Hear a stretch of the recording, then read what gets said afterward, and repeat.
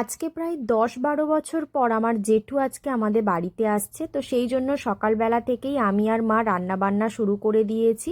তো এদিকে মা বানাচ্ছিল ফুলকো ফুলকো লুচি আর আমি বানিয়েছিলাম আলুর তরকারি। আমরা ভেবেছিলাম যে জেঠু অনেকটা সকালের দিকে আসবে, সেই জন্য কিন্তু টিফিন থেকে রান্না শুরু করে দিয়েছিলাম, কিন্তু জেঠু এসেছিল দুপুরবেলা, তাই টিফিনটা আমাদেরই খেয়ে নিতে হয়েছিল।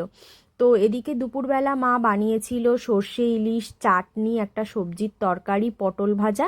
আর আমাকে এদিকে সব মশলা রেডি করে দিয়েছিল, বলল যে চিংড়ি মাছের মালাইকারিটা তুই কর। তো আমি এদিকে রান্নাটা করছিলাম। তারপরে দেখি জেঠু চলে এসেছে।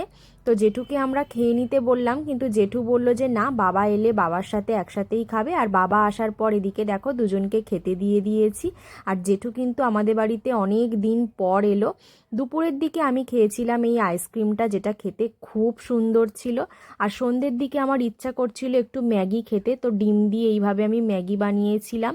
আর রাতে আমার পাশের বাড়ির একটা বৌদি ফ্রাইড রাইসটা দিয়েছিল, সেটাই আলুর দম দিয়ে খেলাম। ভিডিওটা কেমন লাগলো তোমরা কমেন্টে জানিও।